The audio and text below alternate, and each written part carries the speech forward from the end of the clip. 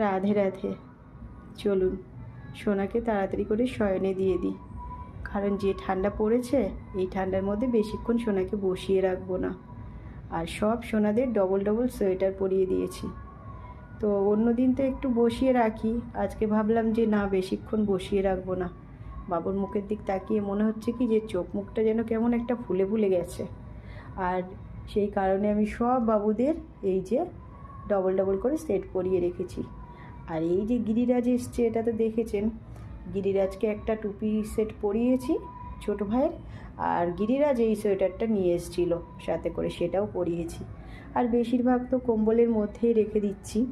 এই যে এখন শয়নে দিয়ে দেবো সোনাদেরকে, আর সকালবেলায় উঠবে। আর সকালবেলায় অনেক ঠান্ডা পড়ছে তো সেই কারণে কম্বলগুলো গায়ে দিয়েই রেখে দিচ্ছি। তো সোনাদেরকে আর টুপি সোয়েটার তেমনভাবে একটা খোলা হচ্ছে না, তাই ভাবলাম যে এখন তাড়াতাড়ি করেই শয়নে দিই। আজকেও সেরকম ঠান্ডা, হাত দুটো তো বারই করতে পারছি না, মনে হচ্ছে যে যন্ত্রণা করছে হাতে। তো এখন সোনাকে শয়নে দিয়ে আমিও আবার একটু রান্নার কাজে যাব, রান্না করতে হবে, কারণ জামাইটার আসার কথা রয়েছে। সেই কারণে ভাবলাম যে তাড়াতাড়ি সোনাকে শয়নে দিয়ে দিই, দিয়ে রান্না করতে যাব।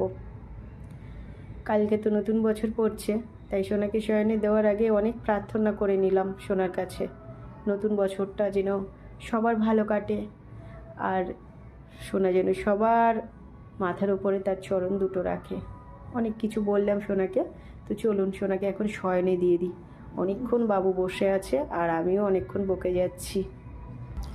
অবস্থা দেখেন, আজকে আমাদের বাড়ির লোকের বার্থডে, তো মেয়ে গেছিলো সেই সব জিনিসগুলো আনতে। তো সব কিছু নিয়ে এসছে, ওর বাবাকে সারপ্রাইজ দেবে।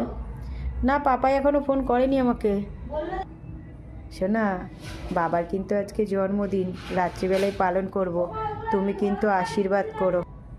তুমি আশীর্বাদ করো বাবা যেন সারা জীবন তোমার চরণতলে থাকতে পারে। তোমাকে তো এখন শয়নে দেব, তোমাকে কিন্তু আমি বলে রাখলাম বাবাকে একটা কেক কাটাবো, দিদি সেগুলোই নিয়ে এসেছে। ঠিক আছে বাবু? সোনাকে শয়নে দিয়ে দিয়েছি। আর আজকে না একটু টুপিটা পরিয়ে দিলাম, কারণ যে ঠান্ডা, এই কারণে আর টুপিটা খুললাম না। আর এই কম্বলটা তো সোনাকে একদম সাইড দিয়ে মুখটাকে বার করে দিয়েছি।